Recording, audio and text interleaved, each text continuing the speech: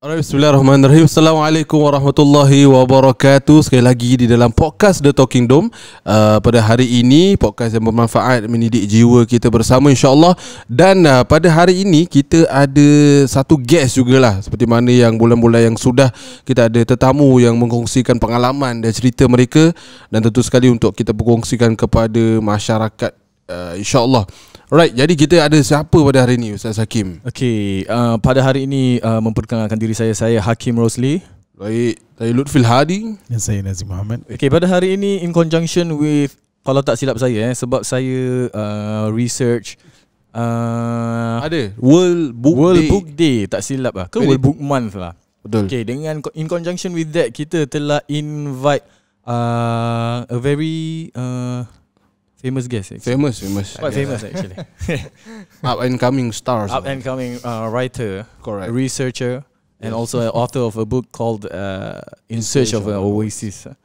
Ustaz Ahmad Ubaidillah ada bersama di sini. Assalamualaikum Ustaz. Waalaikumsalam. Terima kasih. Thank you for inviting me. Thank you for accepting the invite. No problem. How are you feeling Ustaz? Good, alhamdulillah. Excited to be here. Happy also to meet old and new friends. And how are you since the Liverpool loss yesterday? Nasib baik tak tengok. Macam ada feeling akan kalah. Dah ada feeling Dah dua firasat match kalah kan in the last 4 matches. Tapi kita itulah lama. Kita positif lah. Look forward dia, insyaAllah. Oi, macam manager. Kita Manager sangat. we will regroup and Wait. stay strong, insyaAllah. Masya Allah. Okay, so Ustaz, can you introduce a bit about yourself, Ustaz? Boleh, insyaAllah. Nama saya Ubaidillah. Boleh panggil Ubaid aja. Saya sekarang seorang peneliti ataupun researcher. Sebelum tu saya graduan daripada Universiti Yarmouk lah, dari Jordan. Sebelum tu lagi, kalau lagi throwback, daripada madrasah tempatan je, dengan asatiza-asatiza yang berada di sini juga.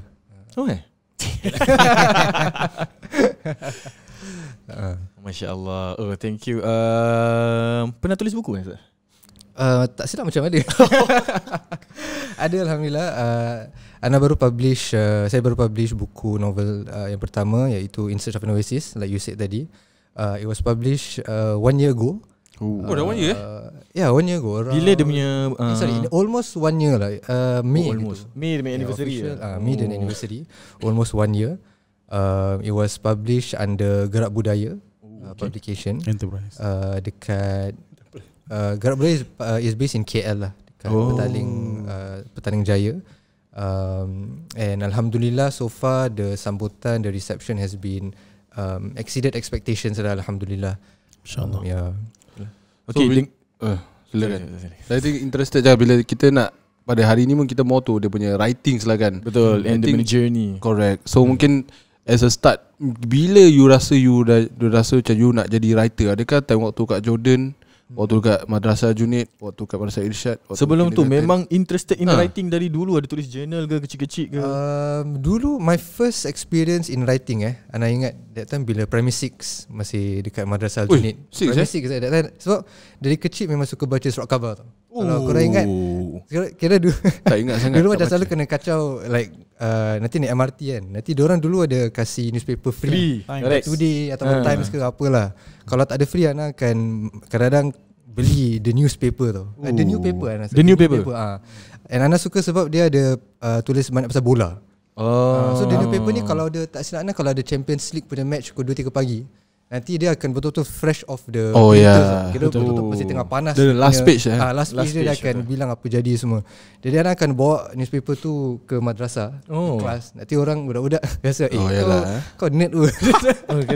Kacau tak baik. Kacau tu lah, tak boleh apa. sebut nama-nama budak. Jadi dia dah ingat my first attempt of writing. Okay.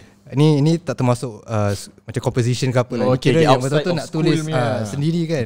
Is that time bila ada PE, Ana nak try at macam sports writing lah. Kira bila PE kan ada main bola kan. Dia nak try macam contoh ni tak ada kena dengan orang hidup dan mati. Omar scored a wonderful volley. You commentary of the. Itu I ingat that was my first attempt at writing. Then after that memang alhamdulillah my parents memang selalu suka promote untuk Ana baca tau. Kalau Ana suka dulu baca Harry Potter, Ana ingat bila baru keluar yang Deathly Hallows yang last part 1 kan. part 2 Kira dia dulu dia bukan movie. Kalau yang satu boci kira tak baca. Astagfirullah. Bila baru keluar tu, I remember my mom betul-betul macam nak I baca. Okay lah, walaupun mahal sikit kan, dia macam okay lah, belikan lah. Jadi dari primary secondary memang Ana suka baca novel-novel yang young adult fiction punya, macam Mr. Percy Midnight. Jackson. Bukan Mr. Midnight lagi bawah lagi. Itu bawah lagi. Mr. Mystery pun dulu ada. Dulu baca Percy Jackson, Harry Potter. Hardy Tapi Boys. Hardy Boys tu baca juga. Hardy Boys. Ada Alex Rider yang Anthony Horowitz punya, baca gitu-gitulah. Jadi bila Ana ingat bila Ana rasa bila Priu betul-betul macam ada that yearning untuk writing untuk publish buku sendiri. Priu Aku tak pernah tahu pun ni pasal kau. Ni kira dalam. Dalam Okay, betul lah, tak share. The Priu. Then teringat I tried dulu ada Wattpad lah. Okay, betul. Wattpad kan, dulu try lah. Tapi macam 1 chapter 2 chapter tak consistent lah. But I remember bila Priu tu I macam told myself yang okay, like kau betul-betul serius ke tak ni nak tulis. Sebab kalau serius kau nak kena buat plan tau. Sebab tak boleh macam bila suka tulis, bila tak suka tak tulis, kena jadi, commit kena commit. Jadi betul-betul buat schedule. So my schedule was bila Priu tu lepas sekolah, I remember I would go to Bras Basah punya McDonald. Karena dah tak ada lah, dia dah tutup lah. Dia building yang sebelah Bras Basah complex. Dia ada McDonald kat situ, dia ada 2 tingkat. Dia ada McDonald. Dia lepas sekolah most of the time, I think most days I would go there lepas sekolah.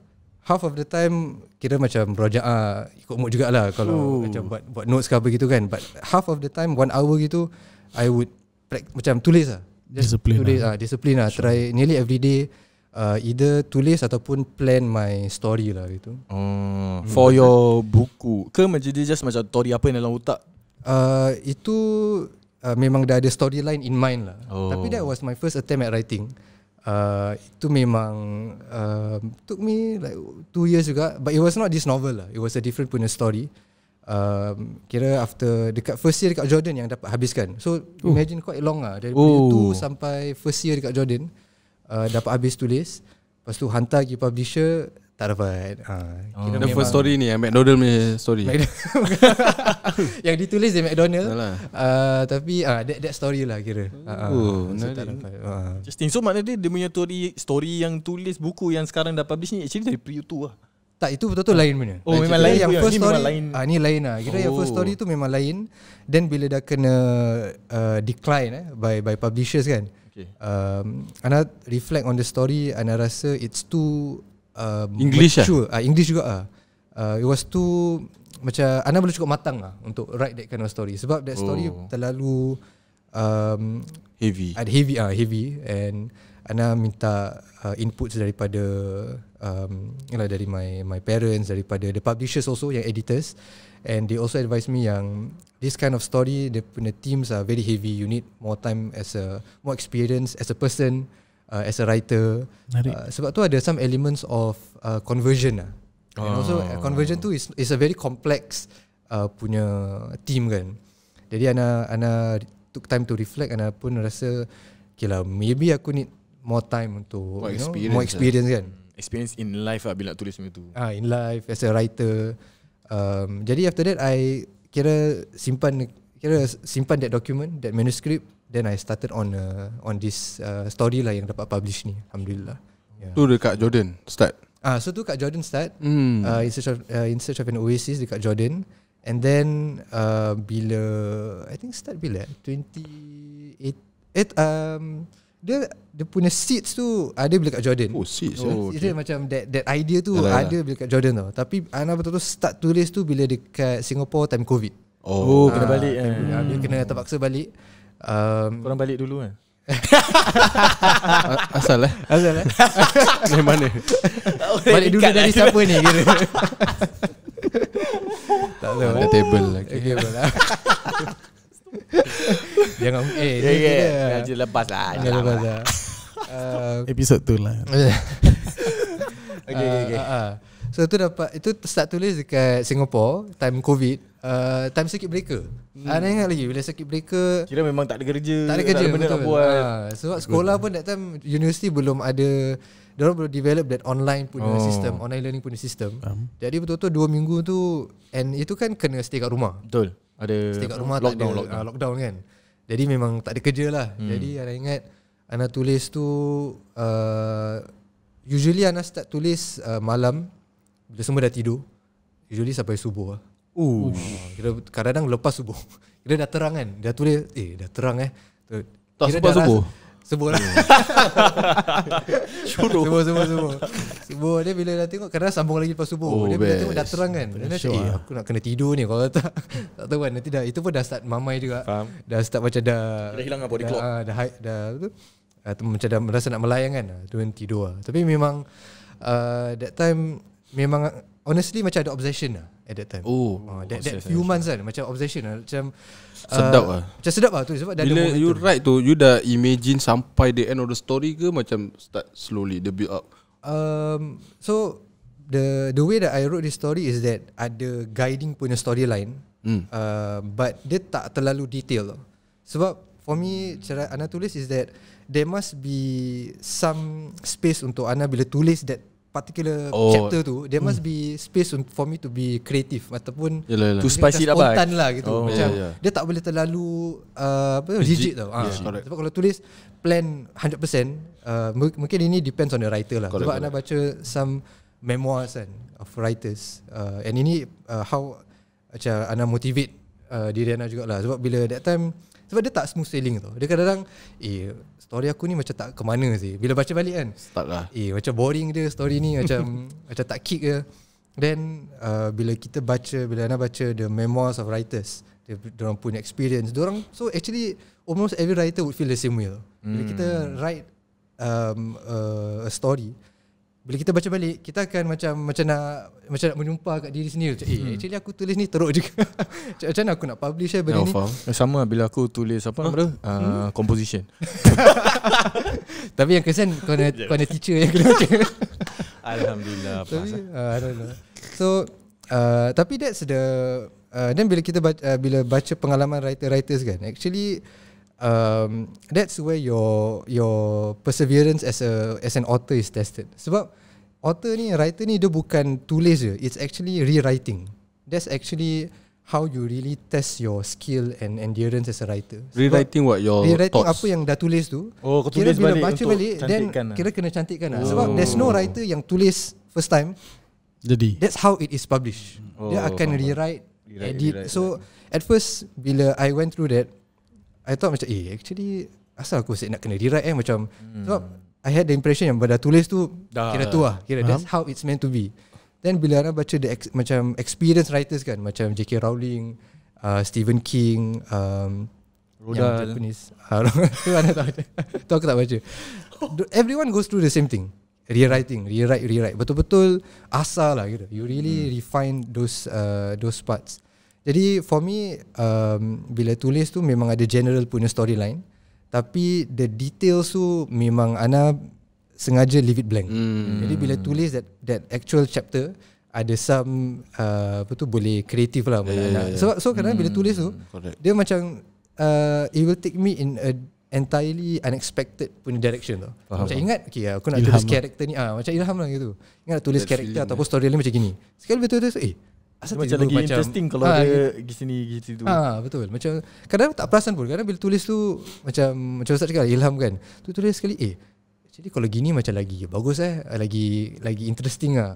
So that's my way lah of writing. Tak ada 100% punya details of the storyline itself. Oh, very interesting. Style lah kalau orang-orang kreatif macam thought processor style. Ustaz Hakim punya favourite buku apa? Okay, tak boleh klise nak cakap Quran kan. Sebab buku Quran. Kitab apa Storybook lah, storybook. Storybook okay. Dulu kalau ingat so kita preview ada satu buku tapi dia Melayu. Buku tu Sang Ganjil. bukan lah. Dia ada buku sahabat-sahabat lah. Tapi penulis dia siapa Oh, Dia ada banyak-banyak. Abu Betul, betul, Bakar, betul. Siddiq, Umar bin Khattab, Uthman bin Affan. Abu something. Abu something. Dia in English. Abu Nawas. Tak, Melayu. Tapi kita nanti beli satu kan. Satu orang beli lain, tu kita swap. Yes, correct. Faham tak? Lupa apa sih? Saya ada banyak. Masih ada kat Abu rumah Hamka. tu. Menarik. Bukan. Abu something ah. Dia cadar Dia macam biography of all the sahabat-sahabat. Macam dia punya sirah and everything daripada masuk okay, Islam ingat, dari ingat, born ingat. sampai. Ingat tak? Tak ingat. Aku ingat Aku dia ada punya, baca dia punya cover tu aku macam ingat. Tapi dia punya Macam cantik kan. cantik. Dia punya Betul. macam estetik kan dia punya. Betul. Yes. Tapi lupa siapa, serius. Nanti I will write down in the Saya comments. tak favorite. Selalu pergi pula. Selalu pergi. Saya ni ada tak tahu lah, saya belum pergi check. Tapi saya ada sakit, tak boleh habiskan satu buku. Okey, faham. Betul. Touch semua. Saya macam Tachengo. Tachengo. So saya tak tahu lah buku apa yang favorite. Dan saya lepas tu saya give up. Saya rupanya saya ni orang video lah. Tak boleh. Auditory ya kira. Orang saya tak boleh. Saya macam tebak saya ada tag. Saya tak tahu lah kalau Ustaz Abdillah boleh share. Saya bila buka page tu, nanti saya macam scan through tau. I cannot go to macam word by Ke word. tak interesting buku tu? Bukan. Dia macam Tak, nak sama cepat- actually saya pun sama. kan? Cuma saya dibaca sebab kena paksa. tak tahu macam apa jadi. I need to know the whole thing baru mungkin read. Baca last chapter dulu lah. Tu lah. Oh, kira Saya macam ada- skip. Sikit macam speed the reading. Okay, dah tahu. Dah tahu. Ana rasa pasal Ustaz Luffy dia debater lah. Oh, tak lah. Jadi dia terus Point, kena fact, tahu point. apa argument, apa Dia conclusion. nak argue buku tu balik. Unless benda tu macam factual lah, mungkin Factual. yes. Macam that time pernah baca macam yang selalu pernah baca macam how I am with someone stupid ke apa adanya buku tu. Oh, faham. That's, stupid people around me lah, apalah. Apa ada gitu. Saya suka gitu-gitu. Not around me stupid lah. How to deal with orang yang senyap. Tu macam gitu-gitu. Factual personality. I like personality punya benda. So tu baru macam I get my points sudah. Lepas tu tak habis lah. Okay. So masalah Ustaz Nazim pula, dyslexic. Tadi banyak buku, Tak ada, masya-Allah. tak banyak. Saya lebih kepada saya tak banyak baca buku. Kecil-kecil lah. So dia more to first minat buku daripada TV show. Daripada series. Faham? Tapi series dia Xena Warrior Princess. What? Tak tahulah. Dulu macam Cerita lama. Sunday main cerita. Lepas tu ada buku. Lepas tu baca, oh interesting. Then second part dapat tahu bila tengok cerita Spider-Man ke apa. Sekali pergi kedai pun nak tengok. Ada certain scene tak ada kat dalam movie. Komik. Oh, tak, it's a novel. Novel? It's Spider-Man the book novel? of Spider-Man lah. What? Selalu kalau movie nanti dah ada buku dia juga. Betul. So dalam dalam buku buku- kalau Spider-Man is comics. Tak ni movie kira dia yang macam dia punya cerita tu dia ditulis after Lagi the detail. movie, about that movie. Ya, okay, terus macam betul. ada this Ada, part. ada. Tak tahu pun pasal tahu dia terus dah kat sana. So macam okay ada dia tu. So tu I'm interested lah. Tapi for myself saya banyak baca buku Cecilia Ahern lah. Apa? Cecilia Ahern. Dia penulis Writer. Alamak. Tak tahu Tak dia PS I Love You punya writer. Buku Itulah gitulah. macam romance lah. Ya betul. Oh, Patut lah Ustaz. Romantic. Okay, saya baru research tadi. Research tadi buku penulis dia Abdul Latif Talib. Abdul Latif Talib, yes. Apa tu jadi Abdul. Malaysian lah. Malaysian if I'm not mistaken. Siapa yang bawa masuk ni? Tak tahu. That time dekat satu sekolah kira hit. Semua Khalid bin Walid lah Khalid gitu. bin Walid, Abu Bakar As-Siddiq semua kira macam gitu, nice lah. nama-nama. Nice. And Melayu. Yeah, saya situlah brush up tapi itulah. Tak apalah okey Nak lah. bilang level berapa. Betul. Okay, Ustaz Ubaidillah. Yes, Sekarang terconfuse Ubaidillah ke Ubaidullah? Baidillah dia Ubay. Baidillah. Dia majrur. Nahu je. Okay. Okay Ustaz, mesti banyak orang nak tahu, lagi-lagi orang yang tak tahu how the process is. Macam mana you find a publisher, how's the process is untuk publish your book lah gitu. And also the challenges bila you publish your book. The process of finding a publisher memang tak senang lah. Nak cakap. Sebab bila for me as a writer, kita mungkin lebih minat and lebih bagus untuk tulis story itself, kan, daripada manuscript, dia nak jalan cerita, character development and so on. But bila nak cari publisher tu, it's like you are selling a product. So kena pitch lah. So you need to I would say maybe macam copywriting kan, you need to in a way summarize your story, but not summarize in a way macam betul-betul jalan Jadi cerita dia rasa macam mana pendek, macam setakat lah. and you need to make the summary attractive lah to the publisher. Tak boleh macam boring, macam factual, this is what happened and so on. You need to make the summary interesting. You need to pitch it in a way that will make the publisher rasa. Sebab I mean we have to admit, publisher they have a risk in the sense that diorang pump in the capital. You know, they pay for the printing cost, for the advertising punya cost. So they will, I mean, they are company lah basically. So they will want to think buku ni boleh laku tak? Yalah, produk Ada demand tak for this particular novel?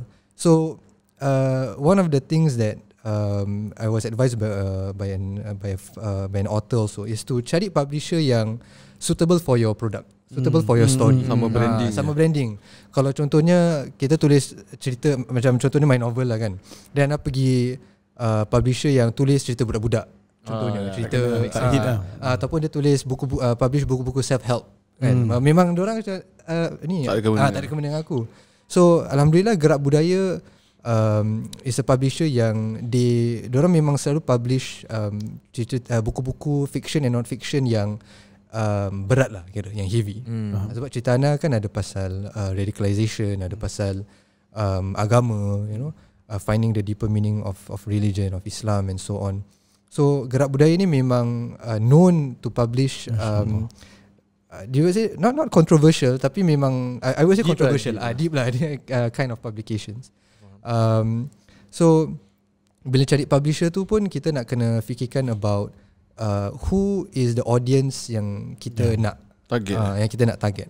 So for me, why I sengaja cari publisher yang dekat Malaysia is because I feel that my novel is very heavily related to religion, to Islam, and my rationale was that kalau dengan publisher yang dekat Malaysia pun masih boleh access market dekat Singapore. Sebab Ana dah buat my research, and Gerak Budaya memang they have a, you know, diorang memang distribute buku dekat Wardah, you know, and I can in a way dapat access market dekat Malaysia jugalah. Sebab contohnya bila publish buku tu, launching buku last year, dapat buka booth and meet the author session dekat Book Fair, KL International Book Fair, alhamdulillah.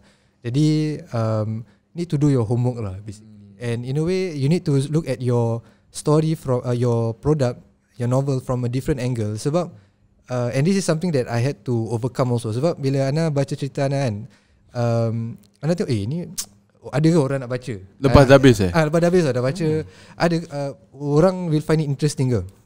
So bila, and this is Ana very thankful ada support system, family Ana and kawan-kawan. Like Ana share lah Ana punya, you know, my thoughts on this, and dia cakap ingat lagi like they told me yang you feel this way because you have spent so much time dengan this manuscript. Betul. And like it was 2 years plus, you every day you think about it, you write about it. So of course for you it's boring sebab dah hari-hari kan, dah hari-hari you work on it. Tapi kalau orang luar sana, this is their first time looking at it. So you need to look at it from a different angle, and you have to pitch the product to the publisher from that angle also. Kira from the angle of someone yang first time tak pernah baca. Jadi itu there was a lot of mental punya process lah for myself. Sebab ni pun first time juga kan. It was a very steep learning curve for me also lah, alhamdulillah. Baru teringat juga bila Kak Jordan tu, waktu tu saya pernah sempat lah dengan Ustaz belakang sikit. Saya pernah sempat sama time dengan Ustaz Abdillah, Ustaz Ubaidillah. Dia memang all the time akan pegang buku, most of the time lah. And dia bukan memang buku novel lah, buku cerita, buku story. Kita selalu pergi kira kan buku sekolah ke apa. Dia macam buku nanti kita lepak-lepak, nanti dia mesti ada pegang buku. Saya baru teringat. Nanti pergi kedai-kedai pun sambil lepak dia baca buku. Lepak tak baca lah, tapi dia pegang lah. Ada style lah. Kita ada cakap orang handphone main game ke apa. Buku sih. So my idea is not when kita berbual pasal author ke apa, it's not macam terus dah ada idea boleh tulis. Banyak buku dia dah baca. How many books you tahu tak berapa banyak buku before you actually come out with a one novel. Orang selalu kadang-kadang tengok result, dah boleh lah, senang jadi author tapi berapa banyak buku that you actually before you actually come out with the one. Berapa banyak? Saya rasa mungkin 1000 lah. Ana tak rasa itu. For me tak cukup lah, tak cukup banyak. Okay. So as a writer, and this is the advice that almost all writers yang credible and established akan advise kan to potential authors. You need to read to write. Sebab kalau tak baca, macam mana nak tulis kan? So dia sama mungkin, and I think this is applicable not only for fictional punya writing but also for non-fiction juga. Sebab kalau kita tak ada information, tak ada knowledge, not only about the content itself but the format juga, the cara penulisan, macam mana kita nak tulis. So and alhamdulillah, I think there were certain phases where I could feel bila tengah tulis cerita tu, my reading habits tu kurang sikit. And I could feel the difference. Sebab tulis macam slow, kira engine macam tak smooth tau. Kira sebab you output je. Output dia, input tak ada. Kira bila baca, bila tulis tu macam asal macam stuck, macam tak smooth tau. Dan bila fikir balik, pasal tak that creative process tu kita kena asah. So bila orang fikirkan pasal creativity kan, orang selalu, and I think you can tengok kalau the journey of artist lah, they harness their creativity. Dia bukan macam kita tunggu ilham datang, tunggu datang. So they will baca, they will talk to people, they will practice and so on. So I think for writers it's the same lah. Kira tak boleh just aku rasa aku just nak tulis lah. Nak kena baca, nak kena, and you need to read it critically also. Like bila baca tu tengok ini aku suka cara writer ni tulis. Macam aku nak ambil but aku inspired by this writer punya style. Ataupun bila satu author ni tulis, kalau aku tulis ni in a different way. You need to read like that. So that's how I harness my writing punya creativity. I think some part of it I could relate to it actually. But not in terms of reading tapi bila kita tengok film. Kita tengok video. Kita sekarang kalau aku tengok video-video, even content yang macam 1 minute gitu, I don't see it as macam just macam kelakar gitu. Tengok macam mana dia ambil video dia, how is the lighting or how the script is written, macam gitu. In some sense we are quite similar. Different platform lah. You are in video. Okay, now zaman sekarang pula ada banyak macam AI ni semua. For you rasa adakah senang kita nak, kalau for me macam I want to do a book about my life, then AI replace human. Sebab yang graphic designer tu dah complain, dah replace. Would you complain? Ghibli dah complain. Tapi Pixar tak complain pun. Complain, I think. Tak lah, what's your opinion on that? Complain tak lah. I think it's a tool lah. It's a tool that students for every tool there must be ethics kan. How you use that particular tool. Sebab I have heard of people yang they try to pass off their they gunakan ChatGPT or AI and they try to pass it off as their own works. Ada dengar from dari books. Book lah cerita dekat Singapore and dekat seberang tambak jugalah. Siapa so I think that is the line that should not be crossed lah. And I think if you use ChatGPT AI, plagiarism lah, it's not your product, and tak amanah lah basically. But I think to use it as a tool in to develop or to refine your writing, your be it whether your macam grammar or your style, I mean it's there. So and orang akan use it. So there must be an ethical way of using it. So for me as a writer, I know yang ramai kat sana, I think kat Singapore jugalah, dengar-dengar yang I think writers kat Singapore they issued a statement about the dangers of ChatGPT or AI lah or something. And for me, there is that concern in the sense that kita terlalu dependent on AI, even in our creativity, even in our creative output. So for me, that creativity, for me lah personal, it must really come from diri kita sendiri tau. Macam bila nak kita approach or bila kita nak gunakan ChatGPT tu, kita mesti ada purpose. Tak boleh macam ChatGPT, I want to write a story. Please give me write for me a story. Write for me a story. The one boy who is living in Irbit. So and for two me, cousins lah. Two cousins. Iskandar Indra. So because for me, I am working on a manuscript baru sekarang. And honestly, I do use it. So macam bila ChatGPT ni and it's very interesting how kita boleh betul-betul boleh stretch ChatGPT tu. Maksudnya I really want, I have this particular idea, what are your suggestions? Ataupun bila nak tulis we want some information yang mungkin susah untuk kita cari online kan, macam atau tedious lah. Tedious kan, nak kena Google. Diorang kan automatic macam kasih what is it that we really want. So I think it's a tool, and kita nak kena ethical lah, you know, in how we use that particular tool. Nice, Masya Allah. Tapi cara writing, I think human touch tu masih different lah daripada kalau AI. Your authenticity. Unless kita prompt yang with a human touch write for me. Boleh ya? Boleh. Memang boleh. Tapi still is it going to be the same as a real human being yang tulis? I think You still need to edit. True that. I don't know, but I feel I mean, bila in professional setting, I feel my colleagues and maybe untuk korang pun, you can tell when people kasih writing yang ChatGPT. Social fabric. Something, yeah, you know, the vocabulary, you know, the way of writing. Correct. Kalau fiction, sebab I haven't read through enough manuscript yang mungkin ChatGPT tulis, but I have a feeling yang experienced editors, they would be able to tell. They would be able to tell. And it's a two-way thing in the sense that bila kita tulis tu, that satisfaction bila kita dapat publish, I feel if you use ChatGPT, you know, you won't get that satisfaction. You won't. Dia kira tak ada soul lah, tak ada jiwa, sebab it doesn't come from you. Soul searching Nice plugin. Apa tu?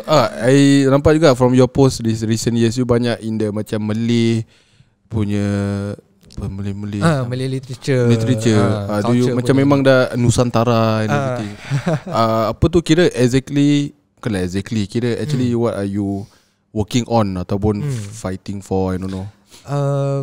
I think I'm fortunate sebab dapat sebab ditarik oleh, you know, orang penulis cendekiawan yang betul-betul dah establish and dapat pengalaman, and I think it's the same everywhere lah. They're always looking for new people, for young blood lah. So I remember, so dia sebab macam kadang panelis ni macam dah legend, tiba dia seorang muda. Macam style bro sini macam dah 60 macam seorang jadi panelis. Macam Masya Allah, saya macam apa sini dia buat kat sini.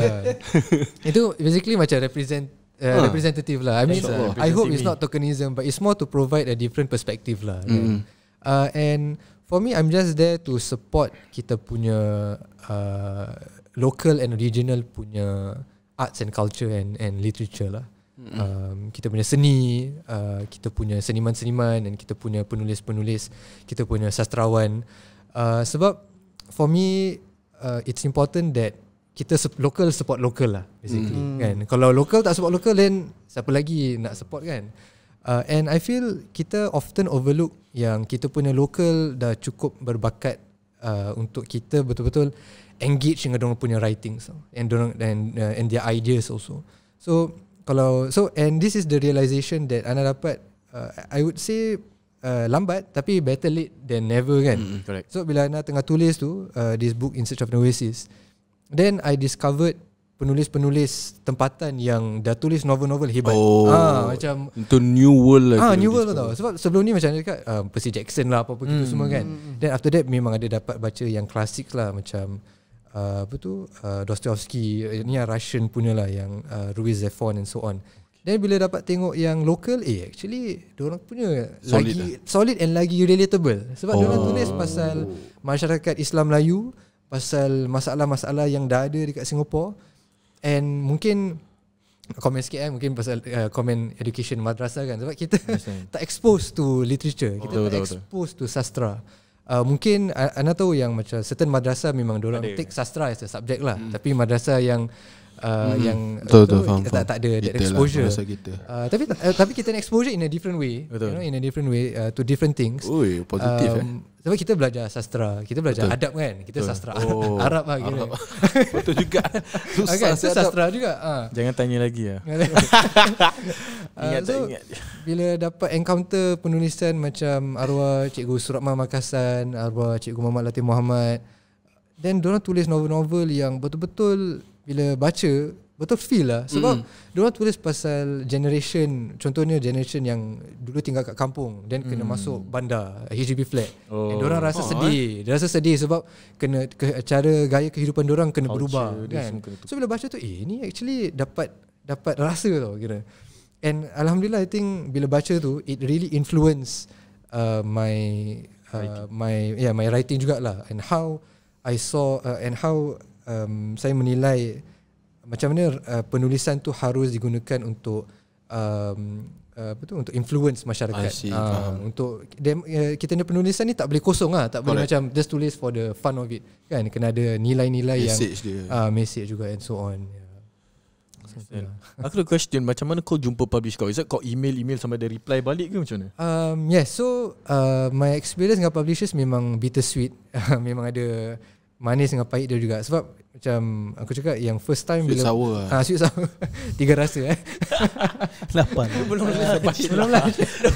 Ni nanti lepas aku belum nanti kita bila first manuscript tu memang bila send rejected by all publishers. Kira kau just send kau manuscript to all, kau email je lah. Kau CC semua ke separate? Okay, dia kena separately individually. Sebab every publisher akan ada dia punya own way of approaching. Betul. So kadang-kadang diorang ada their own platform.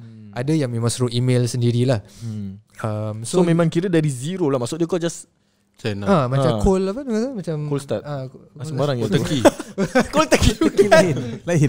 Dia macam you send an email yang betul-betul just send je lah. Macam send resume lah. Send resume gitu.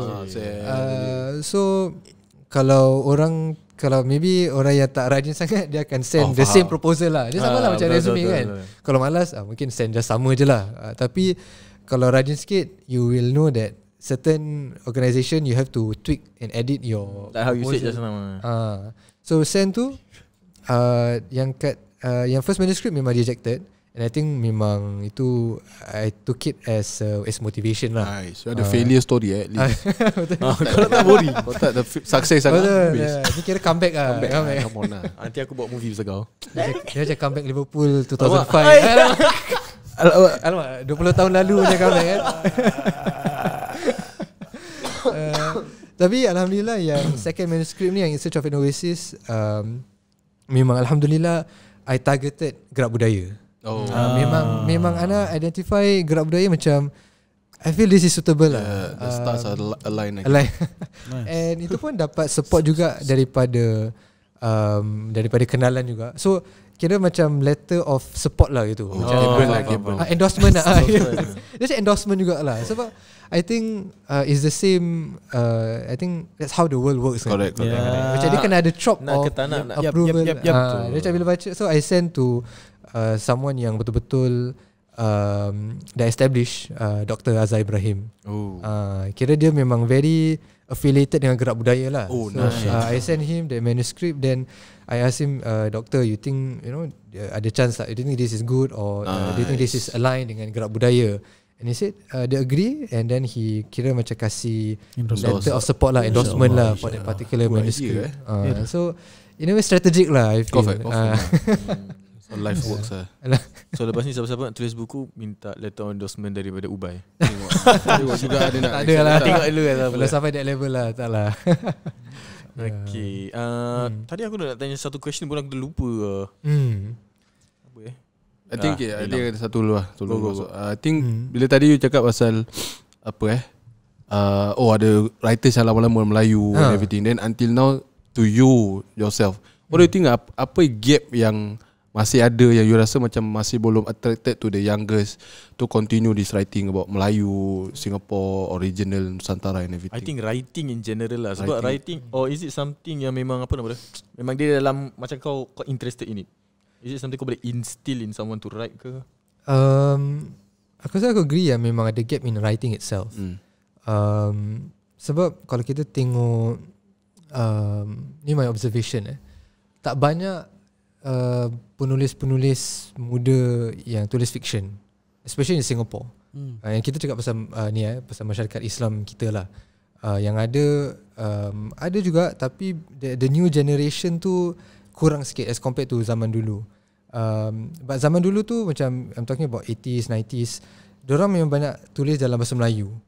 English memang I think that was not the primary language of the Muslim community kan at that time, or the Malay Muslim community.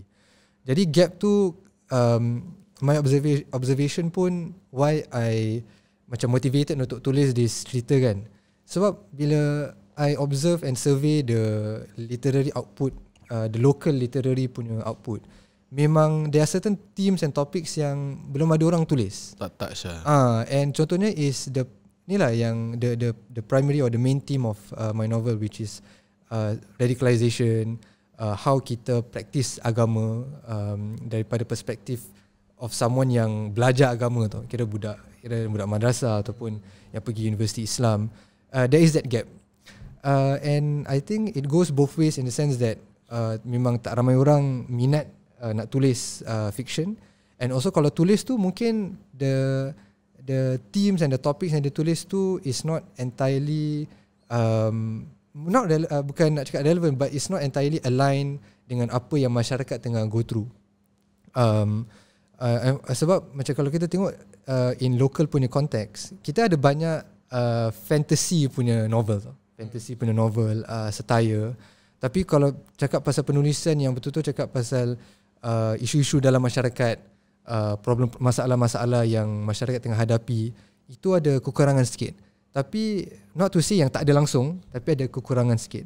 And I think it's not bukan tak ada orang minat, I think it's because of kita punya exposure juga. Exposure in the sense that macam cakap, tak ramai orang tahu pasal penulis-penulis mapan zaman dulu kan. So it goes both ways. Kalau kita dia tak boleh tiba-tiba happen in a vacuum. Macam orang tu tak exposed to this kind of ideas and writings, it's almost mustahil untuk dia tiba-tiba ada kesedaran yang aku nak tulis lah pasal ni. So in a way I'm fortunate sebab I was exposed to these things. So and kita belajar lah daripada generasi yang sebelum kita kan? And I think that is very important. Kita tak perlu reinvent the wheel in the sense yang aku nak buat benda yang orang dulu tak pernah buat. Correct. Kalau kita tengok actually orang dulu dah banyak tulis. Banyak tulis. I mean ulama-ulama dulu pun tulis novel juga kan. Macam Hamka, Syed Al-Hadi, and these are the kind of ulama and scholars yang I take inspiration from lah. Sebab diorang tulis bukan dengan minda kosong ataupun dada kosong. Diorang tulis dengan tujuan kan. Diorang ada in a way macam diorang maqasid lah kenapa diorang tulis ni. Macam Syed Al-Hadi dia tulis pasal dia ada tujuan untuk reform masyarakat. Jadi dia tulis cerita-cerita yang in a way mengangkat darjat wanita dalam konteks zaman dulu. Kalau Hamka pula dia tulis pasal dia nak membasmi khurafat contohnya. Dia nak tulis pasal masyarakat yang praktis biasness, orang miskin kira tak boleh dengan orang yang kaya contohnya kan. Macam yang filem dia yang popular tu lah, tenggelamnya kapal Van der Weyck, di bawah lindungan Kaabah, itu semua tu semua daripada novel actually.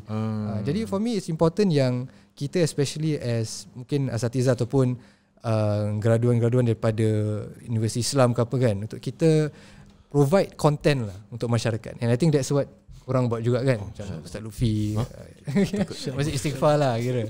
And I think kita should take inspiration daripada generasi yang sebelum kita lah. Oh, nice. Thank you. Do you think that social media yang membuat banyak remaja-remaja kita ataupun orang Melayu kita tak lebih membaca? Because okay, if you talk about 80s 90s tak ada television, or maybe orang yang tak semua orang ada access to television or screen kan. So that is why there's a shift where tak banyak orang nak membaca. When they want to get information je YouTube, you want to get information je movie, entertainment je screens. I think memang kalau I think dia macam competition of attention. Yeah, correct. Kira zaman dulu kira mungkin competition dia tak as hangat macam sekarang. Macam kau cakap TV, maybe komputer pun it was not really for entertainment kan. Sekarang handphone senang dia untuk entertainment and so on. So I think and I don't think it's just for kita punya masyarakat je, but I think it's universal lah. Memang reading habits is not as high macam dulu. And for me secara personal as a writer pun it's something yang kita pun nak kena fight juga tau. Sebab as a writer pun kita pun ada TV, ada Netflix ke apa, ada handphone. So kadang-kadang kena bilang diri sendiri tu bila kita kan ada that term doom scrolling. Betul. Kadang-kadang kita pun macam scroll je kan. Then kadang kena bilang diri sendiri, aku ni nak jadi penulis ke tak?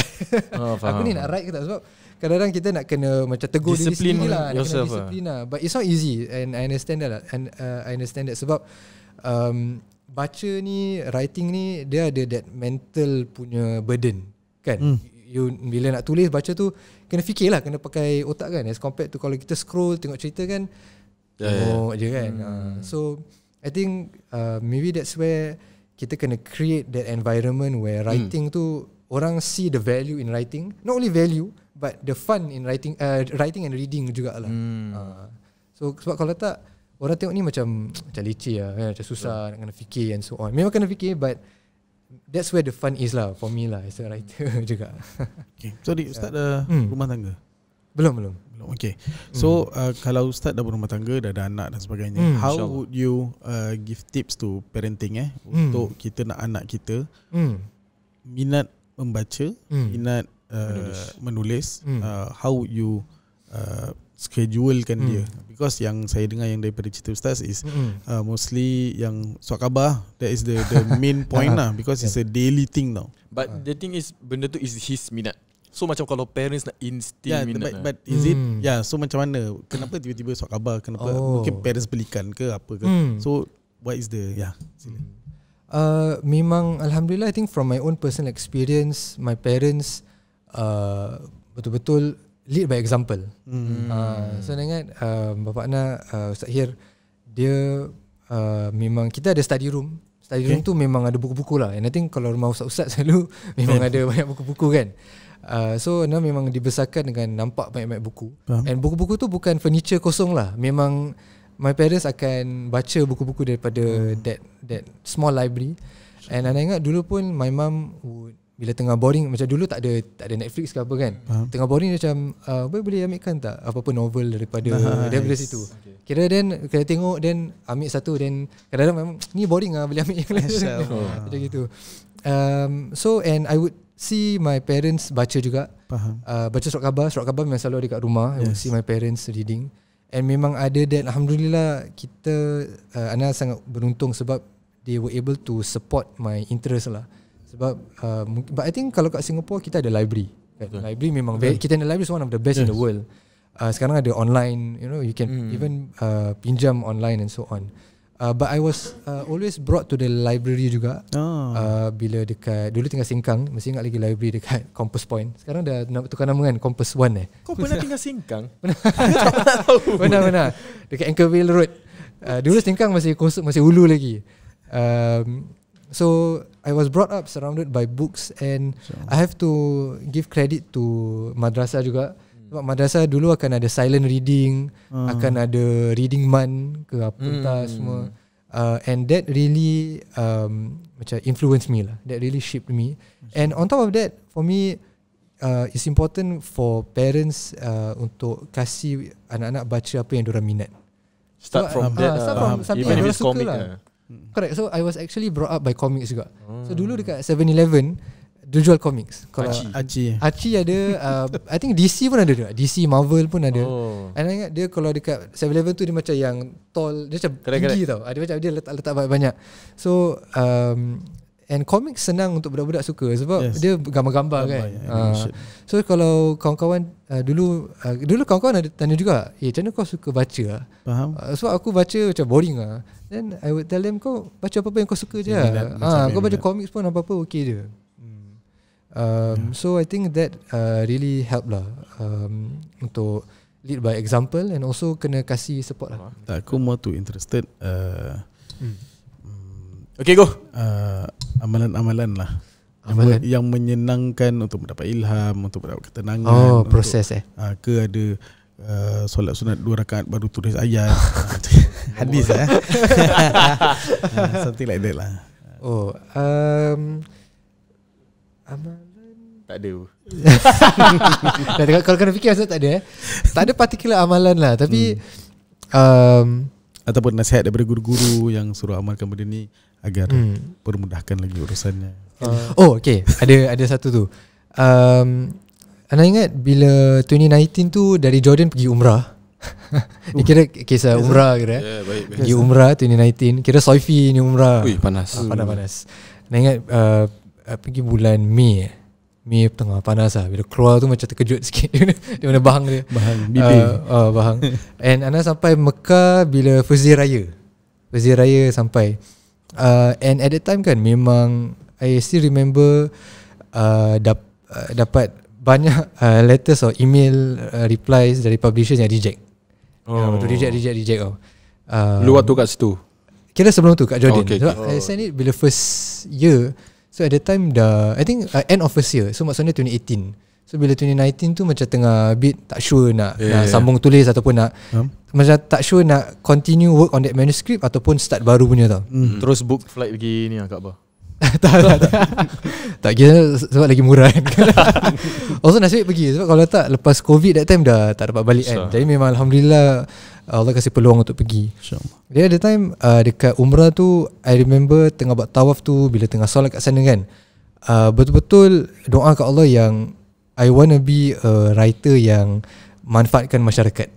I still remember macam kalau tulis ni biarlah tulis penulisan yang manfaatkan masyarakat, yang tak sia-siakan masa orang bila baca, yang dapat create positive impact.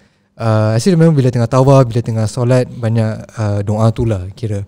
And alhamdulillah macam Allah makbulkan lah. InsyaAllah ana harap dapat manfaatkan orang pembaca-pembaca kan. But memang rasanya Allah tolong lah. Memang semua benda kita buat kalau kita minta keridhaan Allah kan. Jadi bila tulis tu selalu sebab penulisan ni pula, I think this particular novel In Search of an Oasis, dia ada some for me sensitive parts yang especially character yang kena radicalize. So bila tulis pasal that character yang kena radicalize tu, I was very careful and sensitive sebab tak nak orang misinterpret macam writer ni kira support this character yang support extremism ke apa kan. So that's why I was able to balance it dengan macam karakter yang dapat kasih dia nasihat, ustaz, ulama. So pembaca, walaupun I think kita ni readers, I'm not underestimating the intelligence of my readers kan, sebab that's one of the dangerous thing that you can do actually as a writer, that you underestimate the intelligence of your reader. Macam you over explain, you make it buat macam diorang ni budak-budak. So I think tu tak boleh. So bila tulis tu, I really sandarkan balik kepada penulisan contohnya Imam Al-Haddad.